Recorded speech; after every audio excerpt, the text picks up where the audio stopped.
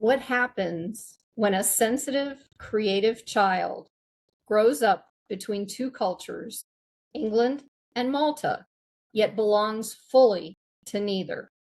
Today, I'm speaking with Elizabeth Stewart, who was raised in a patriarchal Victorian military household marked by World War II generational trauma, emotional isolation, and heartbreak. While her family offered little support, she found belonging and spirituality at a Maltese convent school, even as she puts, a hole in the soul followed her into adulthood and relationships. Join us as we explore how her journey through grief, resilience, and courage uncovers the deeper truth of belonging and healing.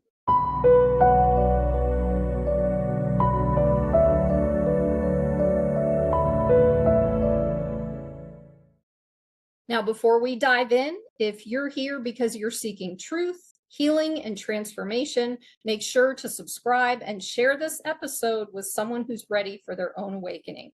Every conversation here is meant to inspire your journey and remind you you're not alone. Welcome, Elizabeth. Well, thank you, Caroline, and thank you for that introduction. It was sort of moving to hear my story in a summary version. Yeah. Yes. You're quite welcome. You're quite welcome. And I'm so looking forward to this conversation. So yeah, thank you for being here. Can you go a little deeper into the trauma that you experienced and how your personal healing journey got you where you are today and into the work that you do? Well, it may have begun not only in childhood, it might have begun in the womb.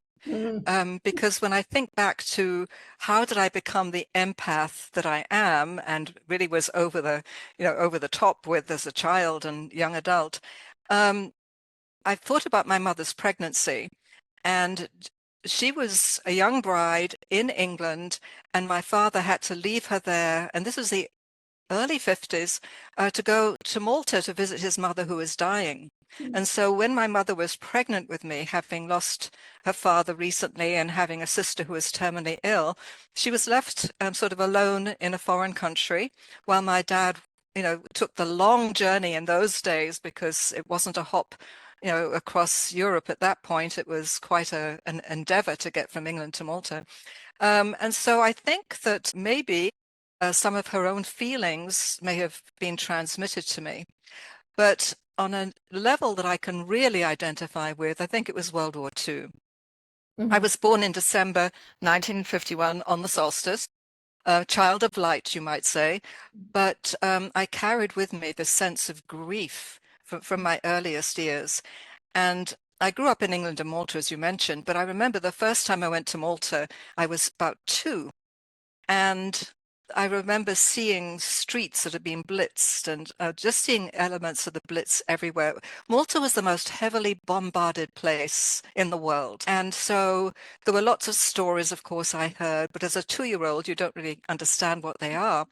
But I remember having an incredible fear of mosquitoes, which sounds funny, but the drone of a mosquito reminded me of the drone of bombers, even though I had not been alive in World War II.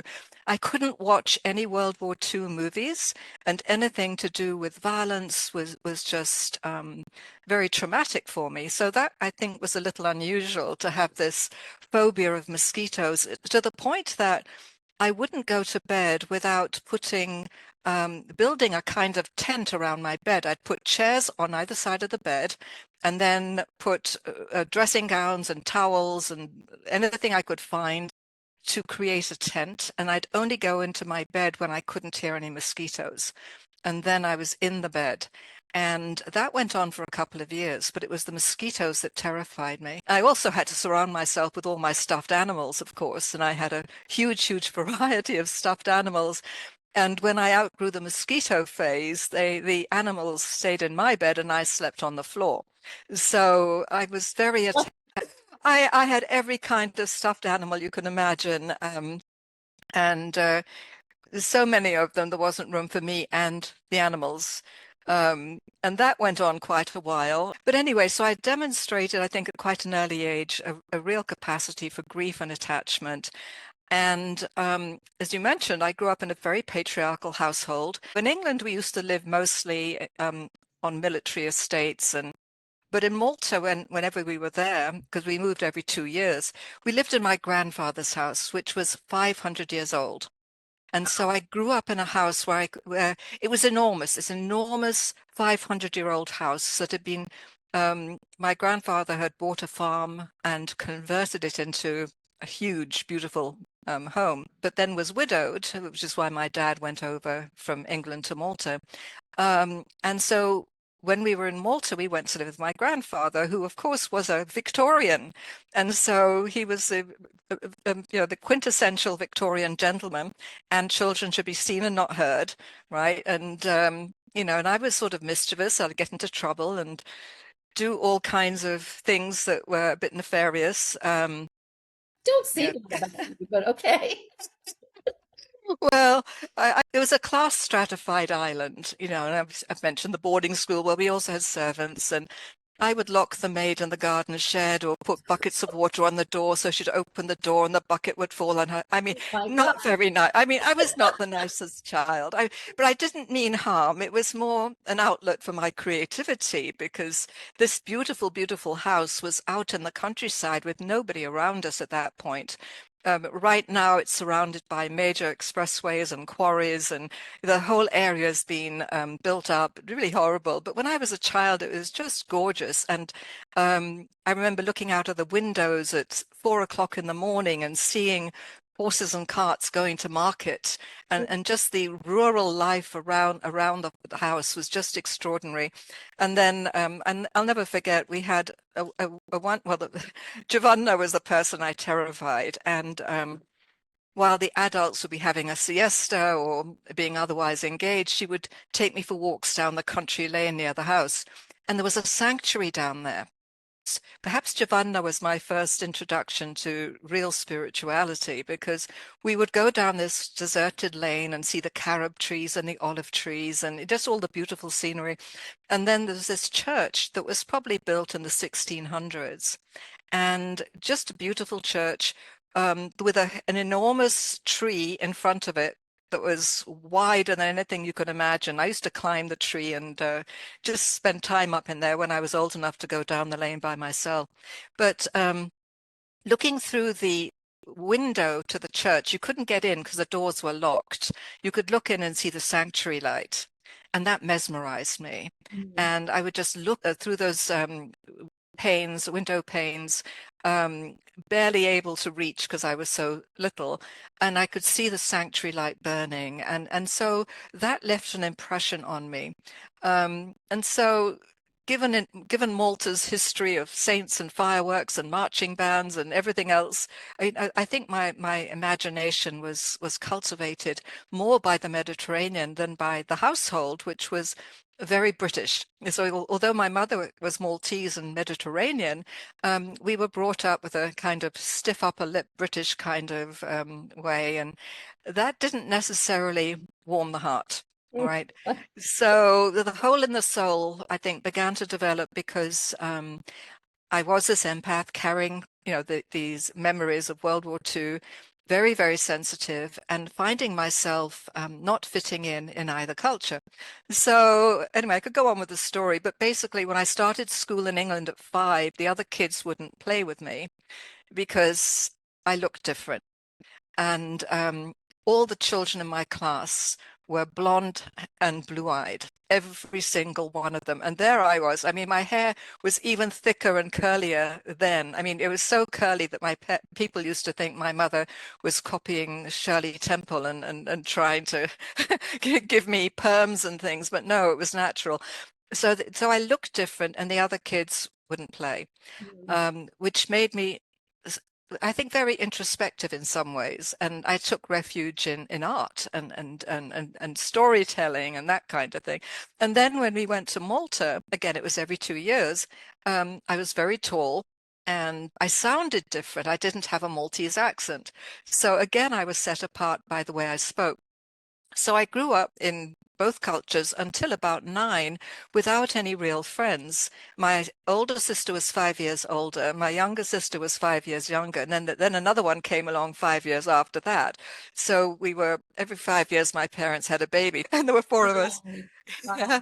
So anyway. I was about to ask if you were an only child, but in so many ways you probably were. I was. I mean, and in fact, one of the stories I talk about in my book, I can't find the page reference immediately, but I tell the story. Time so we can see. Yes.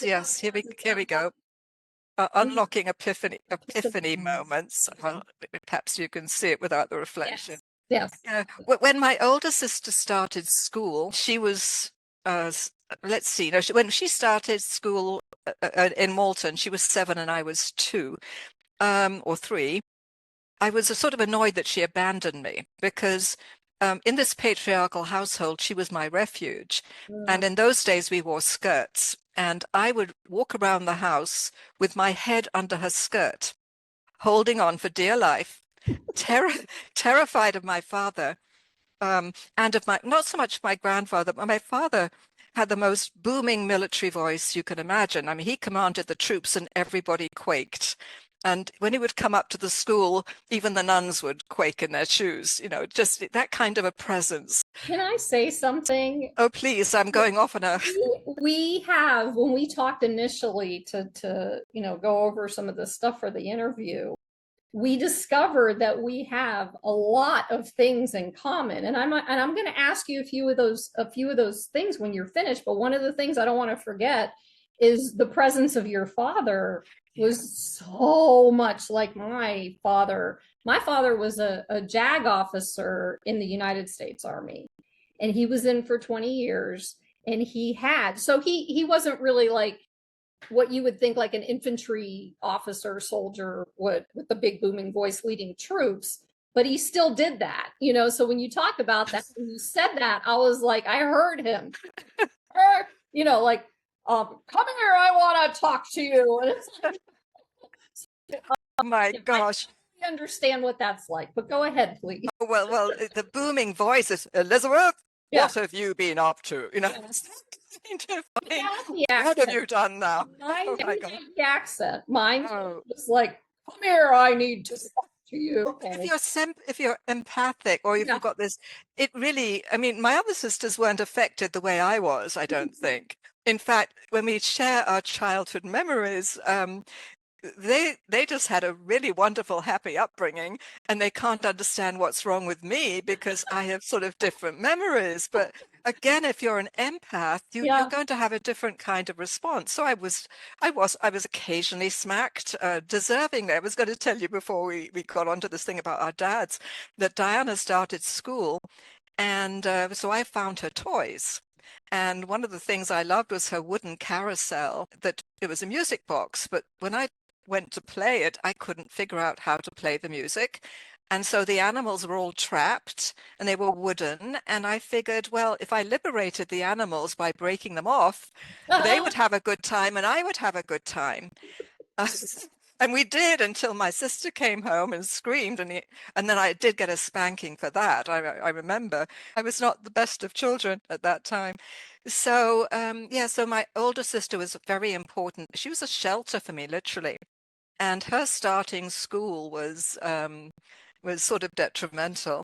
But we weren't really playmates in the sense of, she was 5 years older. So she was more the one who tried to keep me in line, put it that way. Yeah. So you have to share something though, because we're pretty close in generation. I think we figured that out, if not the same. But you said something that I find very interesting, and I just wanted to make sure that I said something to the audience about this, because what you said was, I was not the best of children at that time. Mm-hmm. So the mentality in that time frame was, like you said, children should be seen and not heard, and all these different. And if you kind of break that mold a little bit, people had issues, and there were, everything was so programmed into us that you had to be a certain way, and you had to do this, and you had to do this, and basically it broke our spirit. And that's the way I see it. And especially as an empath, I could see that breaking your spirit at that time. And what's interesting to me is, but it's not true. Yeah. It's not true. It's never been true about children. It is the truth about the mentality and the programming.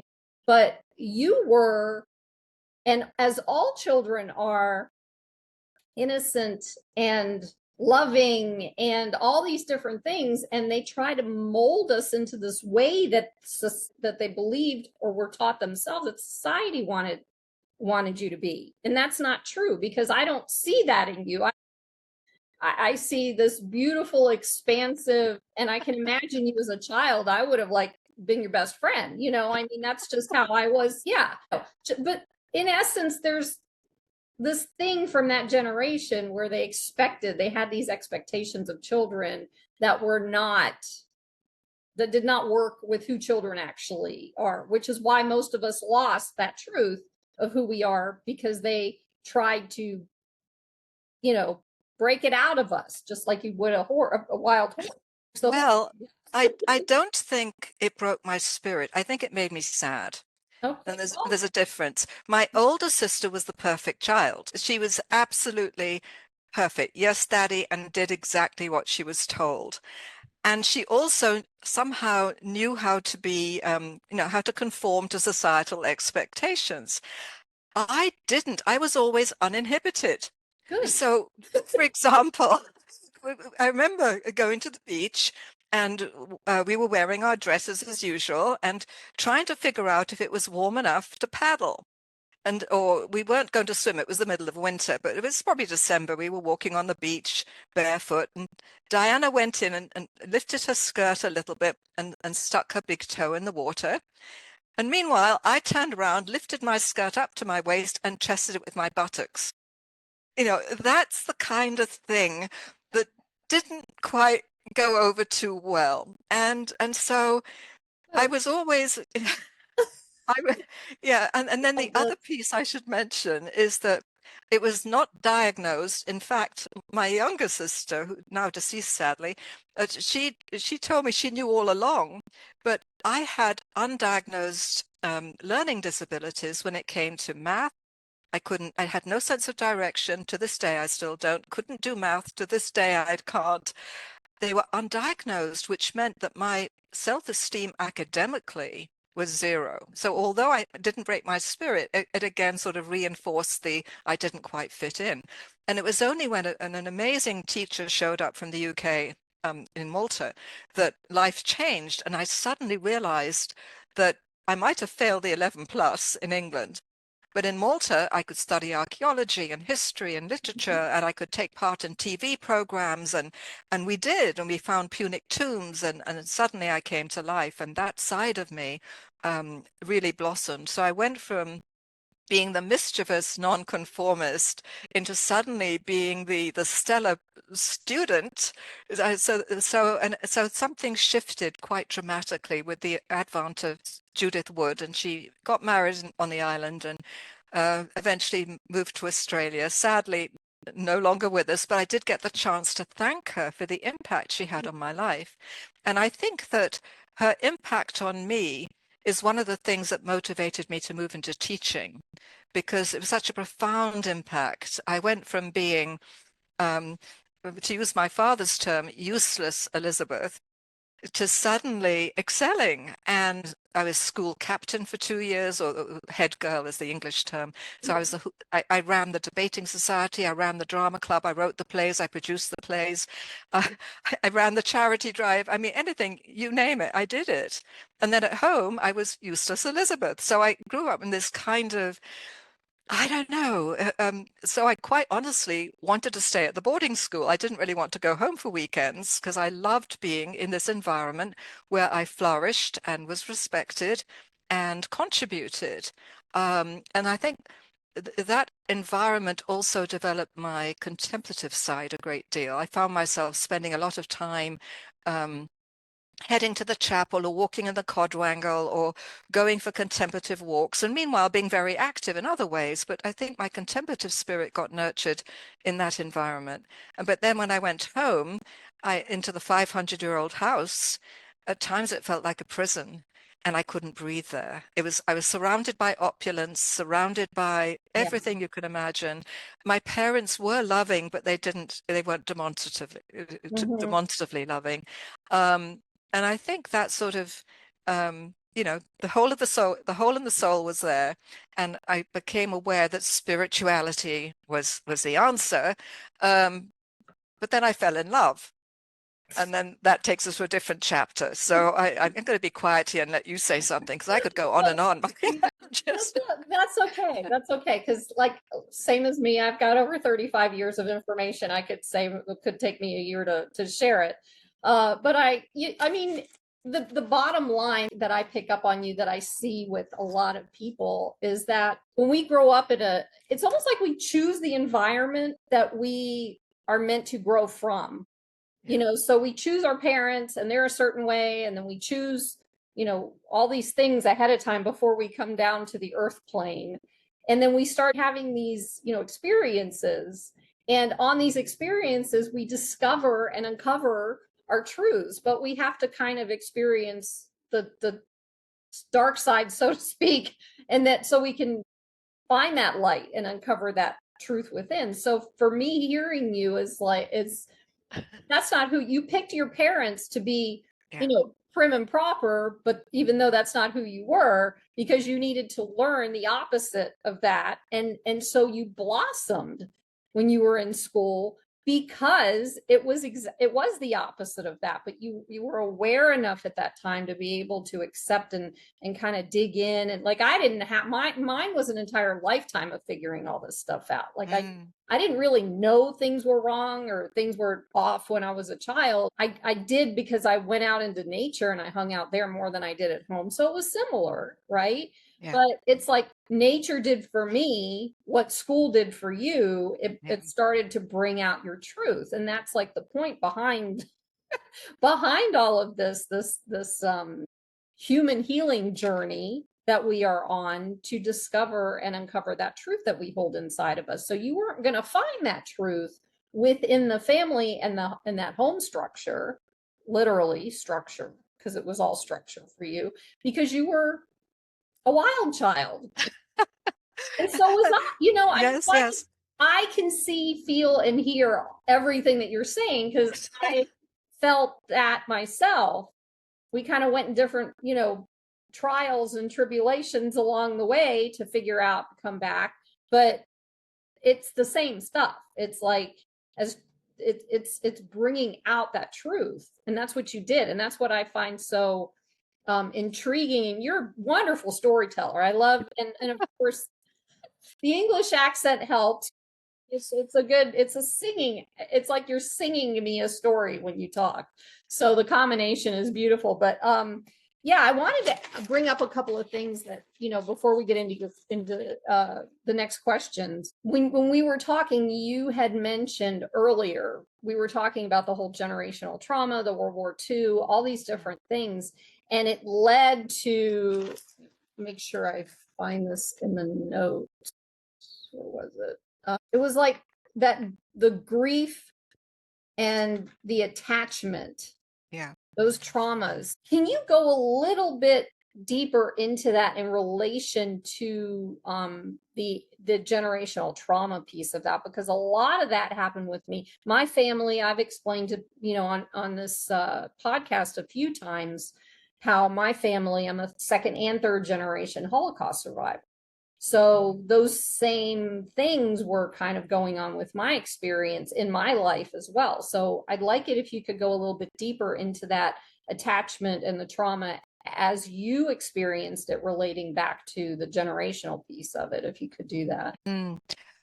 I really can't go too far in terms of family, meaning generations past. There's one story that sticks out to me, and that is of an aunt who fell in love with a soldier during World War II and was forbidden to see him on the basis of class. He was from a working class family, and it ended up, she ended up getting married to somebody else who was approved of by the family, and then her story goes in a tragic direction, which would take a few hours to tell. So I won't go there. But definitely her being forbidden to get married is something that then happened to me later. And so so that is the story that I think somehow may have been one that connected with me at a later point, because I fell in love at 16, never, and found in that being in love all the wonderful feelings that you want to be reciprocal. Of course, a lot of it's projection. We know that when you fall in love, you're falling in love with what you want to find in yourself. Right. And when the relationship fizzled out, and again, that's another long story, I moved in. I mean, I'm amazed I survived that, because I was unable to handle the emotions and the grief. And then about a year later, I met an American, a Peace Corps volunteer, and was not attracted to him, but somehow we ended up, he invited me out to get over the trauma. That was literally, so I thought I was his Peace Corps project. So, and eventually we decided that perhaps we would, get married. But I was forbidden to see him on the basis of class. So This was the American or the American. okay, Yeah. okay. Yeah, the person I fell in love with was Maltese, and he ended up becoming a very famous cardiologist. Oh. Yeah. And and then later in life, when I was divorced, asked me to marry him again. And what happened was, apparently there were other women in his life at the time, so the honeymoon never happened, nor did the wedding. But that's another story. I could go on and on with. How many books could you write? Oh gosh, well, I've written 13, so There you go. Okay. but I mostly stick to spirituality, because my life story would just, it's sort of almost incompatible with my professional life, so I've got this personal life which is very, very colorful, and then I write on spirituality and self-improvement, and so it's sort of interesting to see the combination. So you don't have a memoir yet? Oh, and I don't know if I will. I'd like to be the ghostwriter for this one. because I'm not sure anyone could pick up, one of my books on spirituality and say, was this written by this woman? But going back to my aunt's story, she was forbidden to marry, and it ended up very badly. In my case, I was forbidden to see my ex-husband, and nobody ever said, are you compatible? No one ever said, is this somebody who could make you happy? Rather, it was, he's the wrong class. Your grandfather will turn in your grave. Your nieces and nephews won't be able to play with your children because they're the wrong class. I mean, I was going to give my father a heart attack. I mean, every guilt trip was put on me. Oh. And what happened was, I think that all that negative energy pushed me into the arms of this individual, who I believe I was meant to marry to get me to the States, but it resulted in a lot of emotional trauma. So I brought the hole in the soul with me. And that was exacerbated by the fact that the person I fell in love with then told me he'd made the biggest mistake of his life, just as I was leaving the island with my suitcase of all my belongings in the world. And we went through a wedding.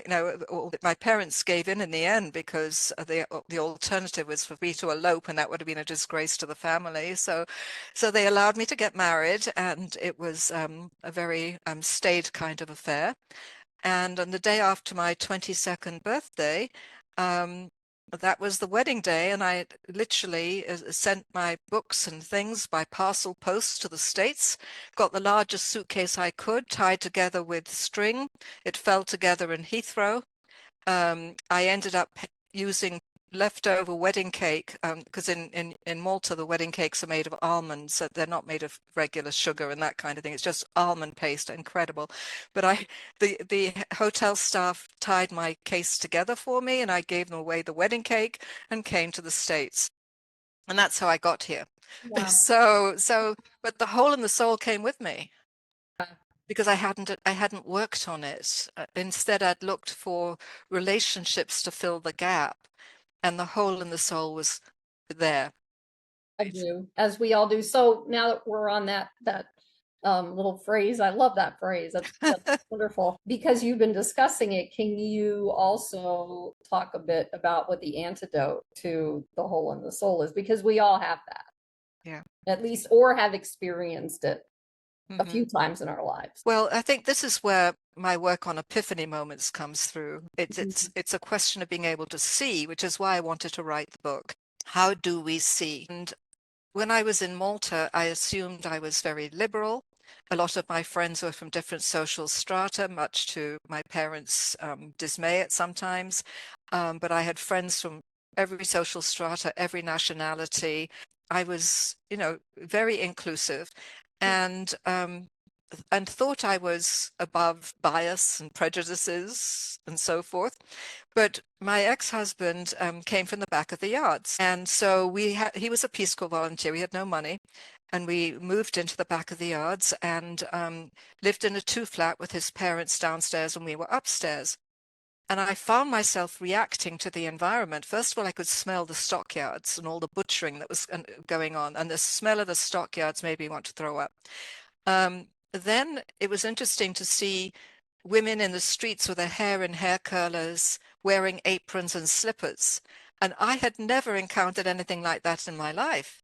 And I suddenly discovered I was classist, that Mhm. those kinds of things were so I had to face the fact that then when I had a writers group a couple of years later, I had to discover that there was such a thing as sexism and that I was a victim of it before. I'd never named that. I thought sexist. I've never had any experience of being victimized by anyone. And then I had to look at the patriarchal household and the patriarchal culture and the glass ceilings and everything and realize, oh my gosh. But the worst one was arriving in Chicago and suddenly realizing that nobody knew who I was. And Malta's a tiny island. It's 125 square miles. And when I left, the population was 1/3 of a million. And it was very class stratified. And people could tell what family I belonged to just by the way I looked. Because I had my mother's black hair and very pale skin, which is a very unusual combination in the Mediterranean. Maltese people look more Hispanic than the way I do. It's unusual to be dark-haired and fair-skinned and freckled. But my mother's family were that way. And so people would look at me and say, oh, your mother is, and they'd give her name, and oh, your father is. They would literally know me on the street by the way I looked. And so I suddenly arrived, and then that meant they pigeonholed you into a class. So then there was this deference and respect, and not that I lapped that up, but it was sort of nice to know that people knew which house I lived in, who my parents were and who my grandparents were. I mean, you're sort of raised to take some pleasure in that. And then I arrived in the States and nobody knew who I was, and I didn't know who I was either.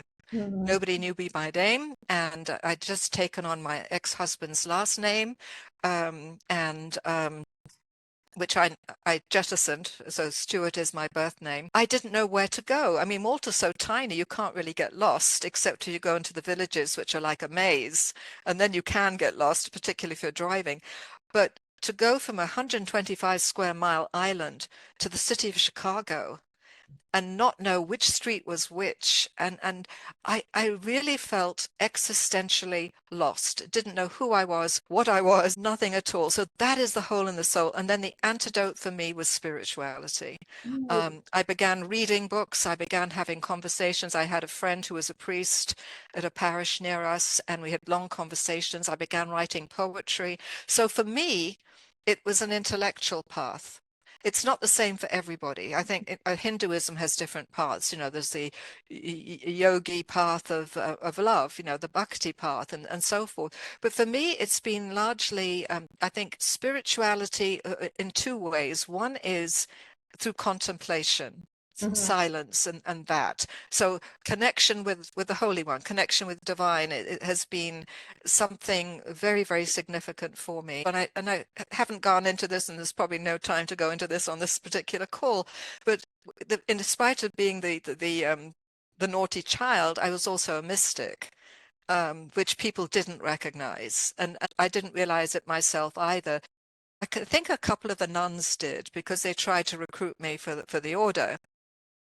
But I was a mystic, not only in terms of how I responded to the divine in nature, but also, I think, in terms of how I experienced the presence of the holy in my life. And so, again, the paradox of the naughty child who was a mystic and an artist as well, who's totally misunderstood in the household.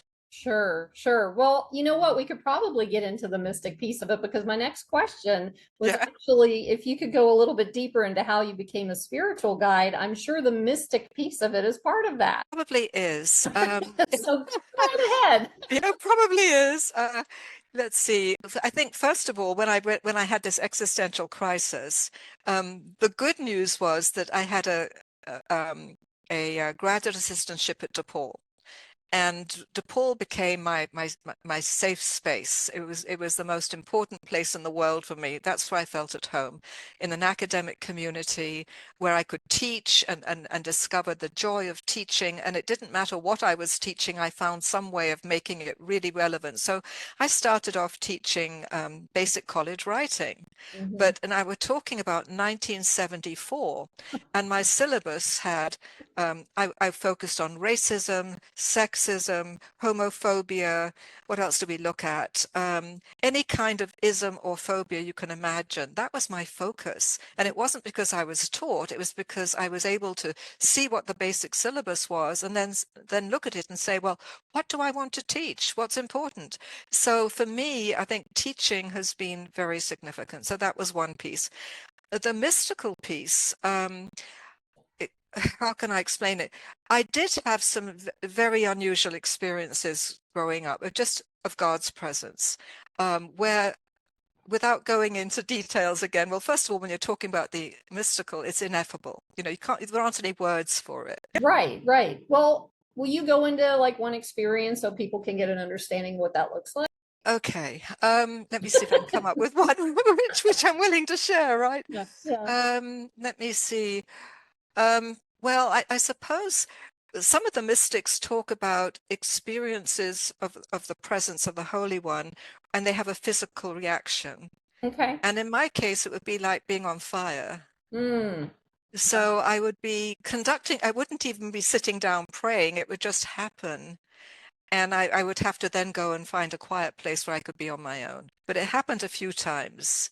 And I remember once, it was a very strange experience. I was about 11 or 12 in class, Mm. and a priest came into the classroom to talk to the class, who knows about what. And the thought came flashing through me. I wonder if he knows who I am. And I don't know where the thought came from, but it was just sort of a strange thing, and I never sort of paid too much attention to it, but I never forgot it. I never forgot that. I don't know if I mentioned to you in our original conversation that I had a near-death experience when I was 5. You did. You did. Can you talk?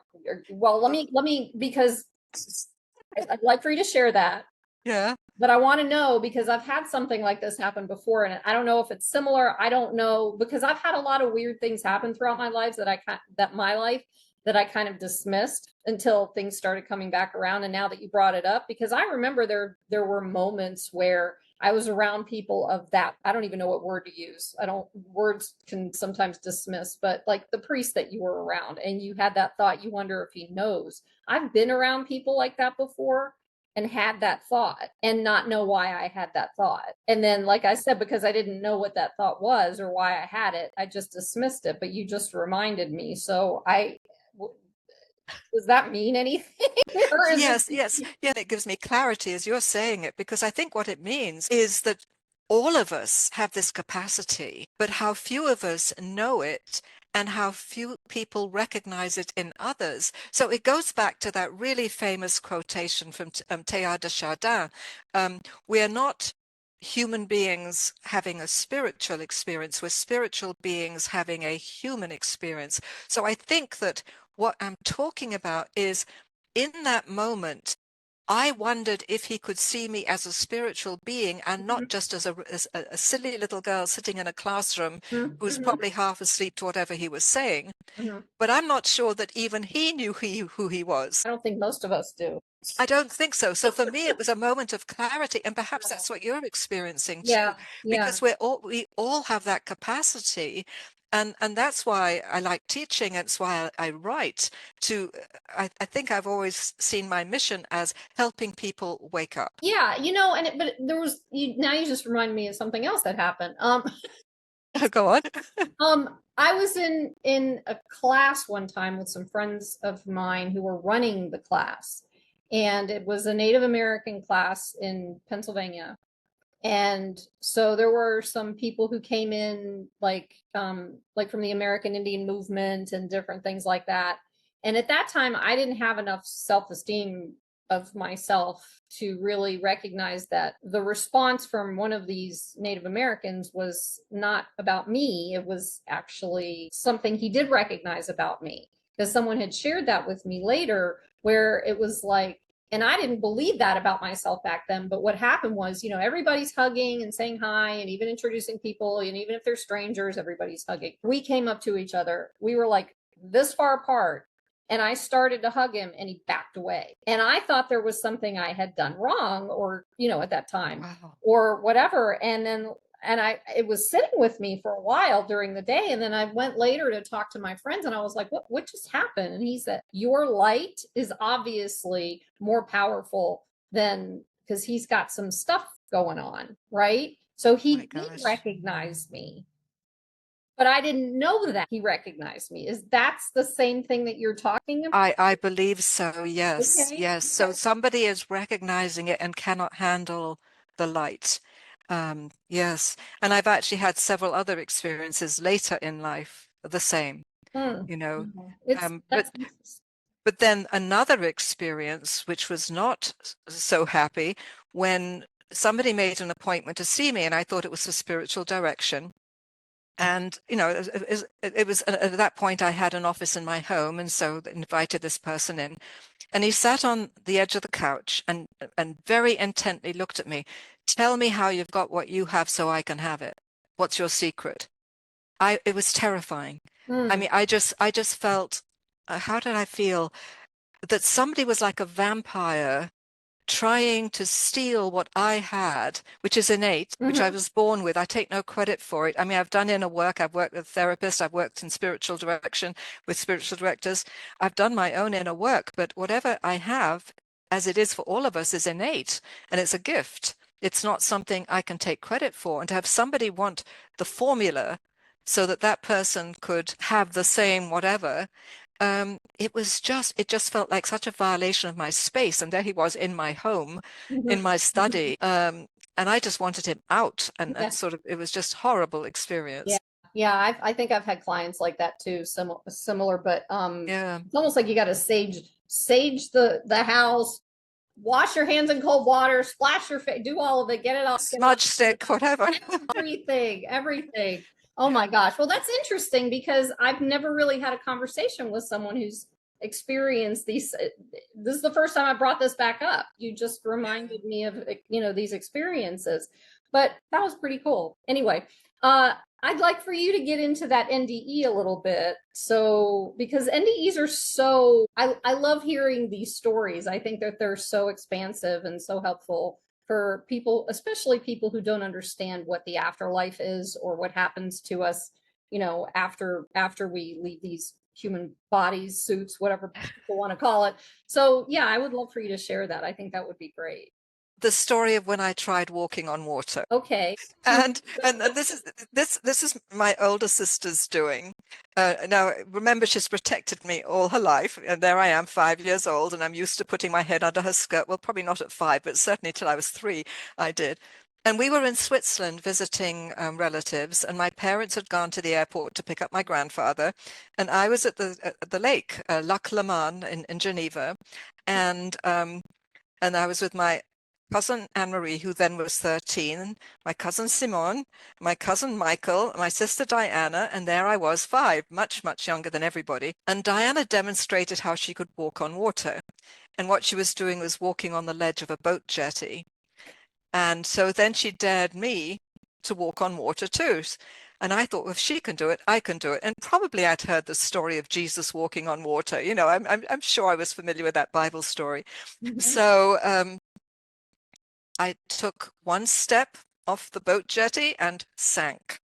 I mean, I was literally where the boats were moored, you know, with the yachts, and that's where I went down, and I was going up and down. And I remember three things that I think I probably shared with you. One, in the middle of Lac Leman, there's the jet d'eau, or a water spout. So I was terrified. Well, I don't know if I was terrified. I think I was curious. I remember thinking, I hope the jet d'eau doesn't get me, or I would call it the water spout, I'm sure. And then I wondered if there were crabs in the lake and whether the crabs would get my toe. And I'm going up and down, just these thoughts going through my head. And then the third one was, I wonder if there are sharks in this lake.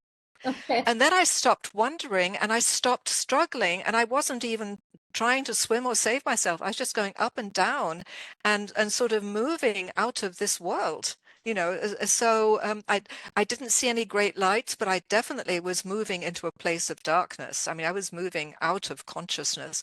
And then the amazing thing happened was somebody began yelling at me in French, which I didn't speak. And then something told me to reach out, and what I found was that he'd put his cane upside down in the water, and there was a cane, and that I would grab the hook at the end of the cane, and he pulled me out.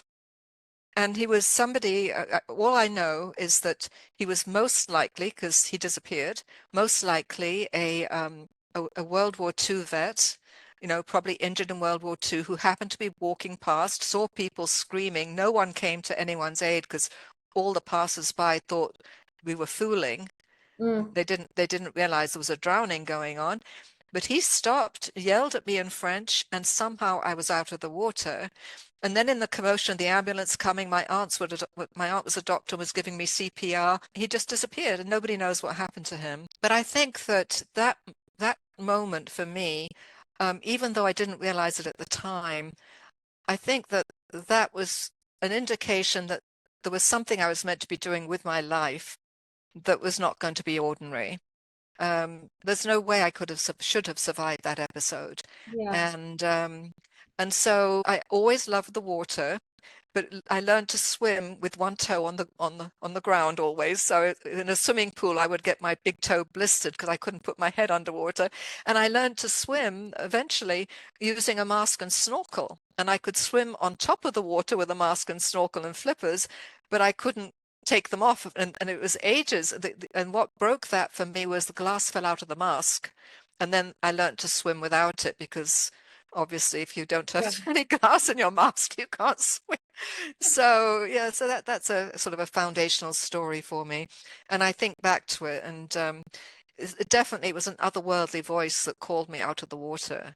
That's No doubt about Do you it. like to know the thing that popped into my head when you started describing who this person was that saved you? Yeah, please share with me. Well, you said World War II vet. Ah, I don't know this, but would there be do you think there was a connection between the fact that he was like the generational stuff that you had going on and his maybe, connection with World War II and maybe. of him saving you? And I wonder Interesting. if it could have been a family or someone who knew that you were there and that was happening. I don't know. That just popped in. More to reflect on. More Oh my to gosh. contemplate.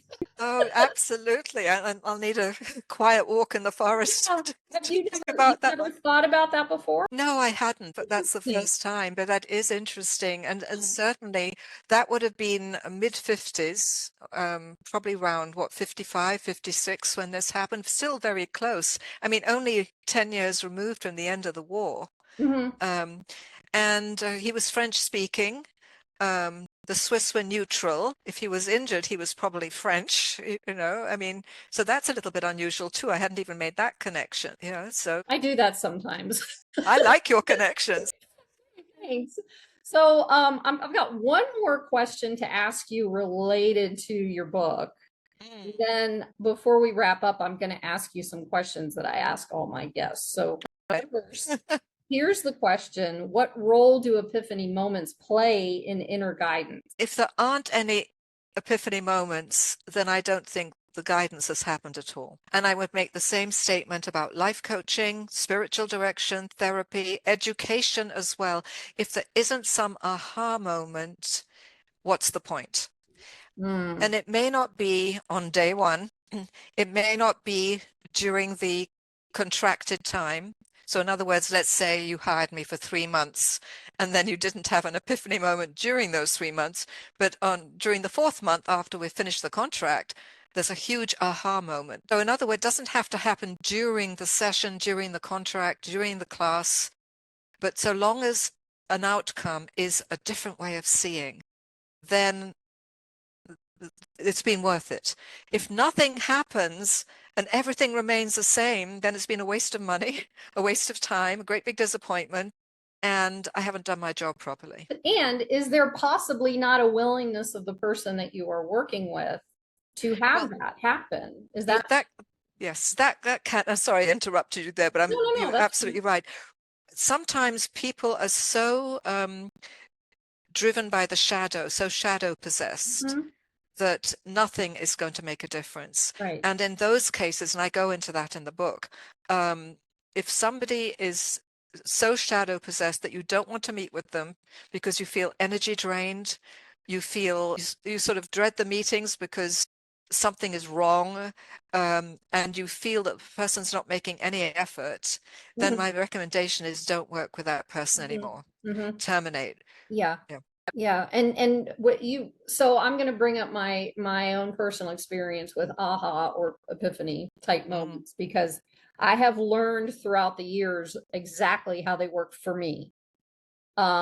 Basically, obviously, because of the work I do on myself and with other people, I recognize, I'm going in with an intention and I know what I'm working on. I'm not like forcing anything, but I know what I'm working on. And it took me years to get to the point where I had this awareness where after I'm done going to a class or doing or having a session with somebody or whatever, at first I got frustrated because it's like, what's happening? I don't know what's going on. Why is it happening? And I went through that whole thing for years. And then after a while, I started to recognize within 3 days after whatever it was that I did, all this stuff would start coming down. And sometimes it wasn't steady. It wasn't always something that that I wanted to aha about. However, the aha came and I was like, oh, well, okay, that makes sense.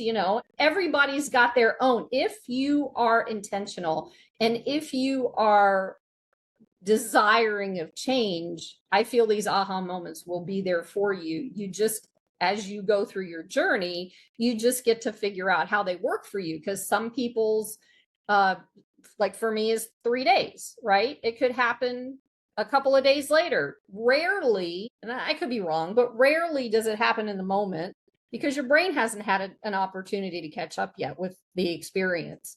So I think those 3 days gives my brain that opportunity to catch up. What would you like to say about that? Makes perfect sense. So the aha moment, again, doesn't have to happen during, it happens after, but we have to, as you point out, be accessible to it. Yeah.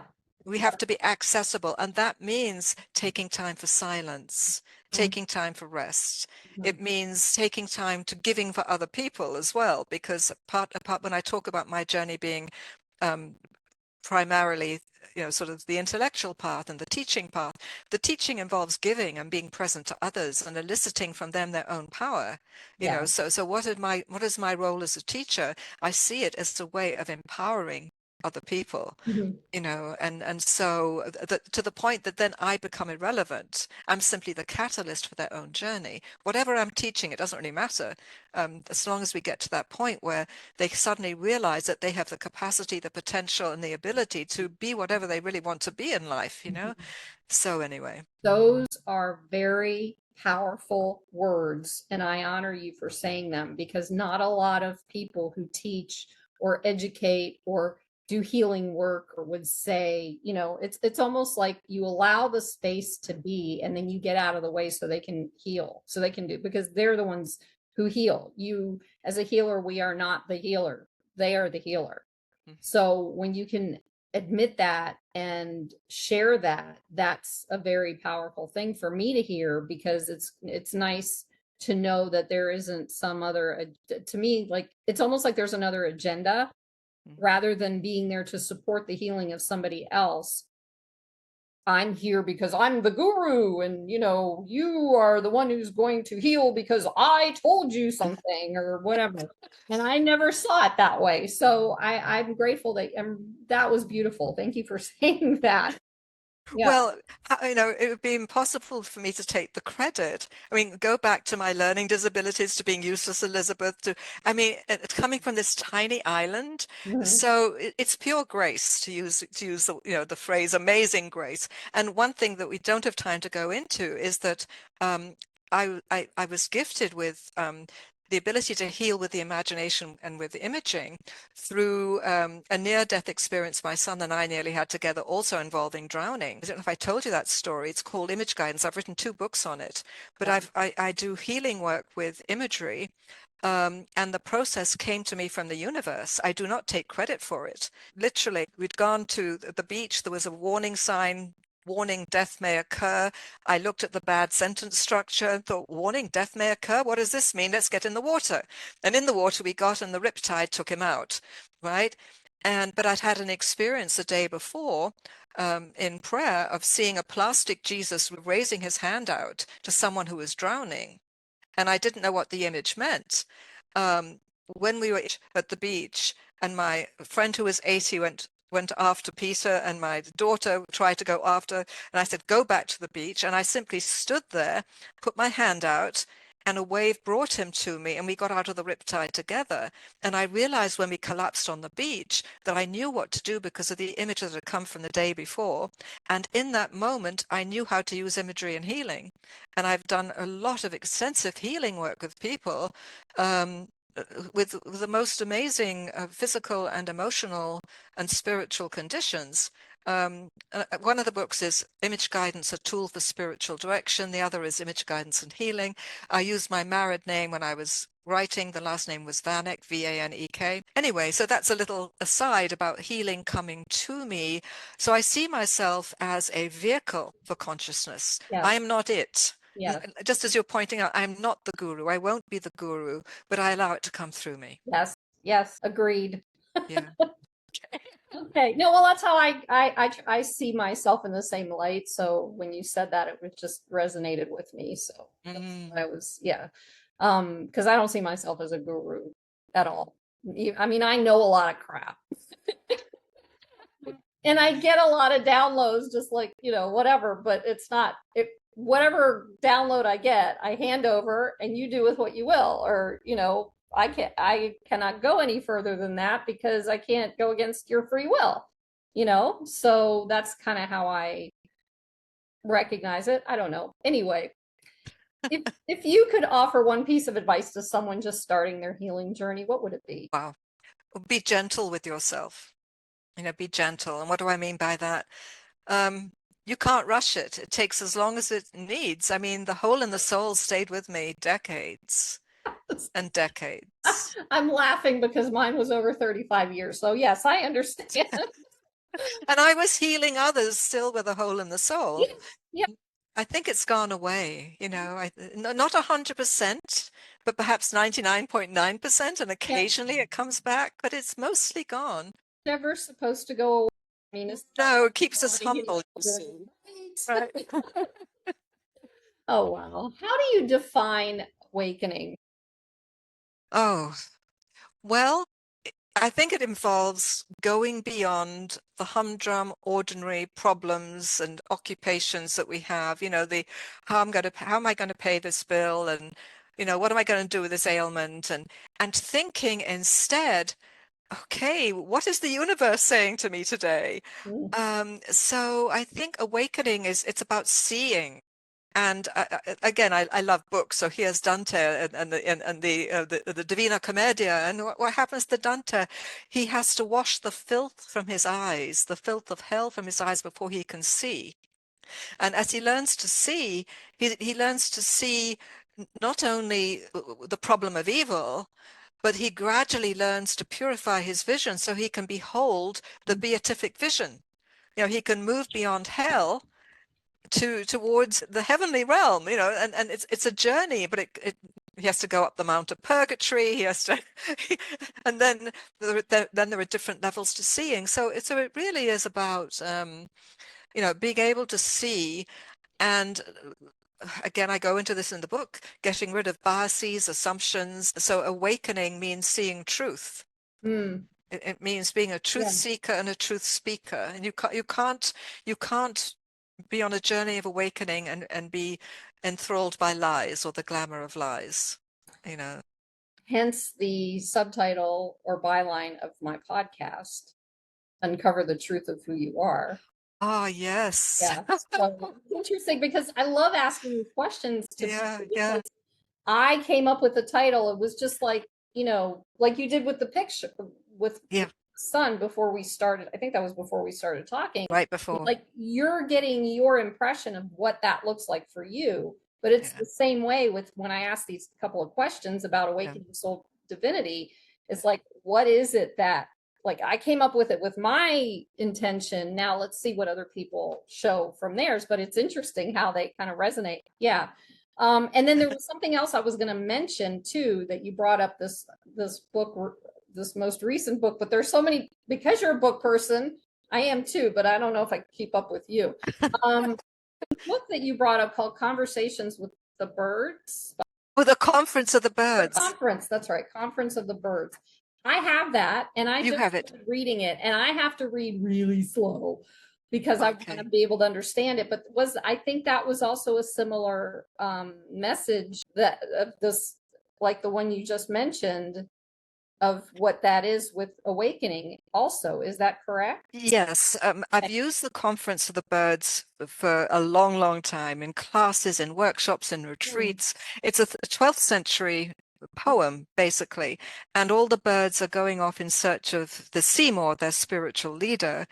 And each bird has to face the reality of who the bird is. And so, for example, I'm a nightingale. The nightingale is in love with love. And I've had so many love stories that that have ended badly or ended the right way, and so I know, I mean, my nightingale nature began with the stuffed animals, I mean, it began with the turtle I had and the goldfish and, getting attached to dogs and, so that's a nightingale. But each of us has not a tragic flaw. We each have a primary addiction.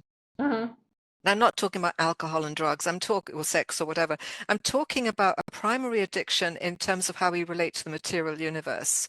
So nightingales are in love with love, hawks are in love with power, finches are in love with fear. I mean, so the duck is involved with comfort, in love with comfort. Did you figure out which bird did you figure it out from the book? I took all the descriptions of the birds and I created a quiz. So if you get a bit further, I don't know if you've got a copy of my book. I do not have a copy of your book. We might hear of that. Yeah. But in the book, the quiz is in the book. And you take the quiz and you figure out which bird you are from basically the descriptors. There are 10 questions for each bird. Now, the first bird is the hoopoe, who's the spiritual guide. And so if you... Yes, but you'll come up with a 10 on 10 for the hoopoe. So you have to ignore that perfect 10 because the hoopoe is the perfect spiritual guide. They're looking for God, really, but he's the guide who takes them there. And all the other birds have an addiction. And so to find out which your addiction is, and then when you see the addiction, then you know what you have to do about it. So for me, I can never again in my life let any human being or creature be the primary focus of my consciousness. And that also includes writing, teaching. At one point, I was addicted to Argentine tango. That was a huge. I even taught it. Photography. I mean, things I'm passionate about, they can never be the focus of my attention. I wrote a book. I did write a spiritual memoir, 30 years ago, which thank goodness is out of print. You should never write a spiritual memoir when you when you're still on the journey and but think you might have arrived. But the title of that book is the most important thing about the book. And the title of the book is From Center to Circumference, God's Place in the Circle of Self. So in other words, for me, God has to be at the center and the circumference of my life, which means the totality. And so I will never jeopardize that relationship again. That's how I know that I'm mostly over the hole in the soul. But occasionally, things happen. But that is the antidote for me.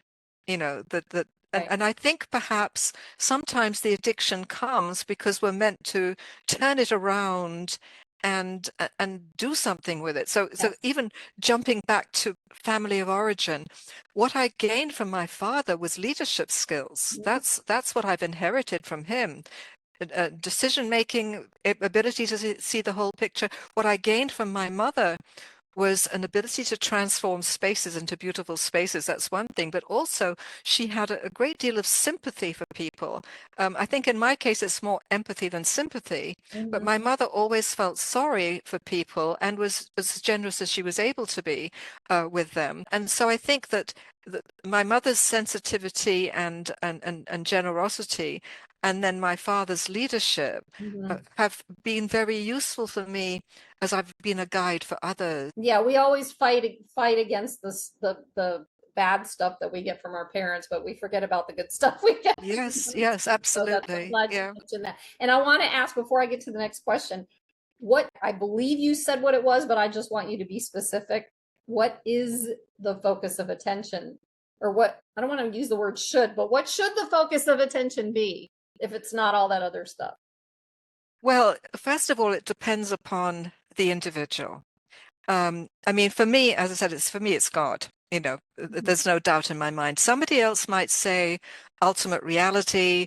For somebody else, it might be peace, but something that goes beyond everyday drudgery and statistical living.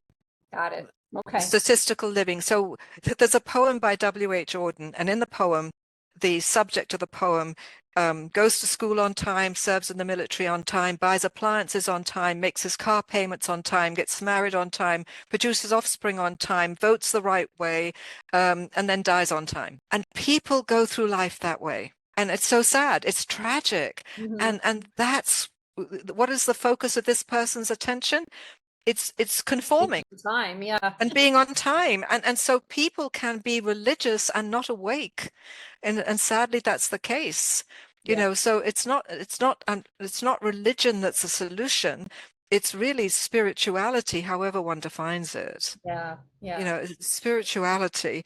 For some people, it might be service to others, so for others, it might be meditation, but something that takes us out of our egos Yeah. and out of our small selves, out of the smallness of who we are into the Yeah. greatness and potential of who we really are. Yeah. That self that we both saw at an early age and wondered if others saw. So my next question Yes. might sound familiar to you now that you said this. Okay. What do you believe soul divinity is? Soul divinity, meaning your program or meaning soul divinity in general? What you just said.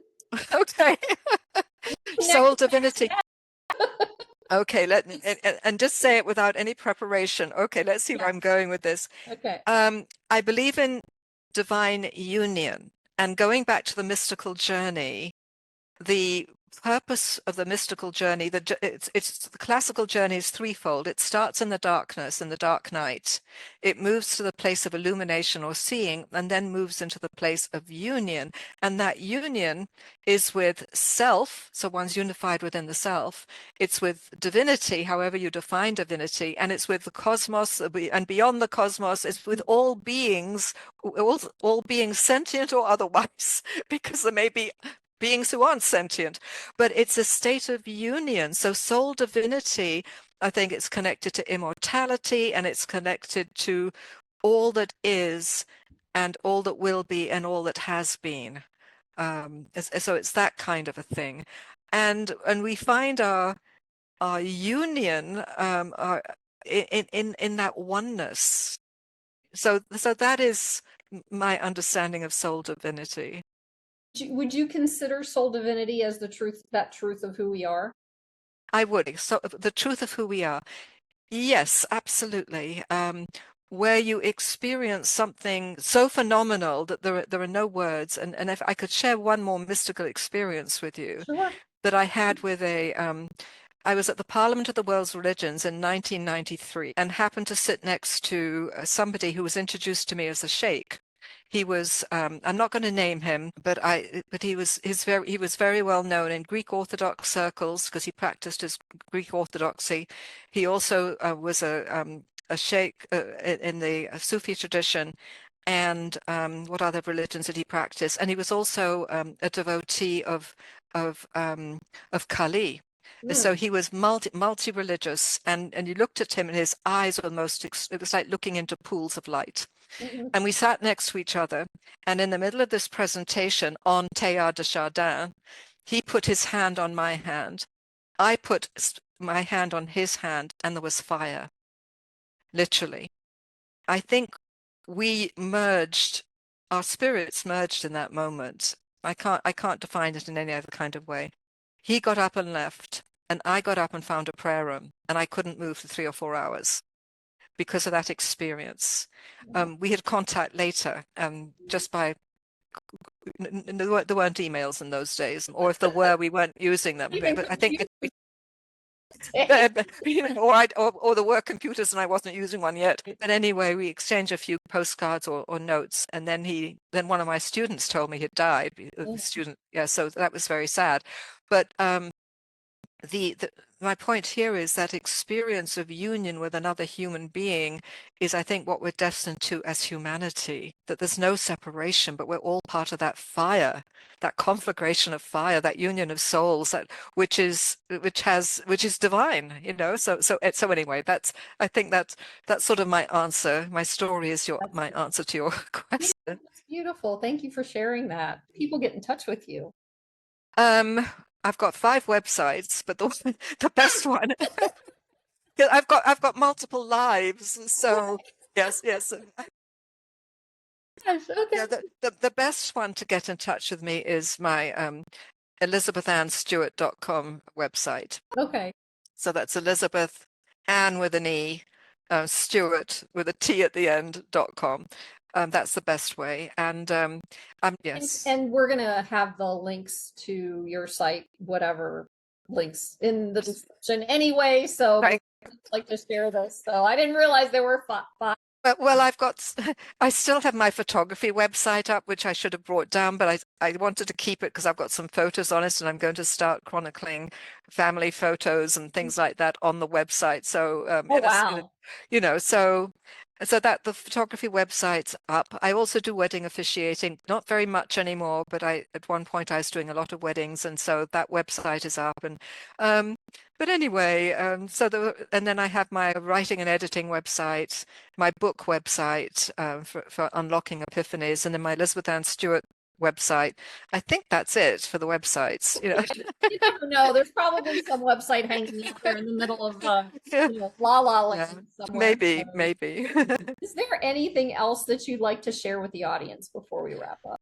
Well, I think for me, the big takeaway is our conversation and recognizing in you some very parallel experiences and appreciating your ability to bring out the stories I had no intention of telling. I mean, I pretty much came to this call cold. I was working with a client before, and then said goodbye to the client, and then thought, oh, I wonder what time it is. I thought, oh my gosh, let me find the Zoom link.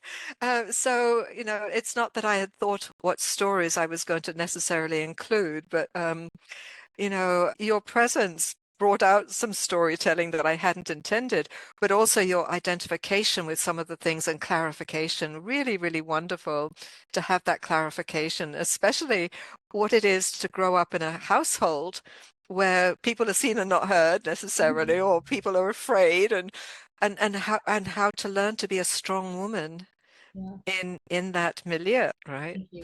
Yes. Thank you.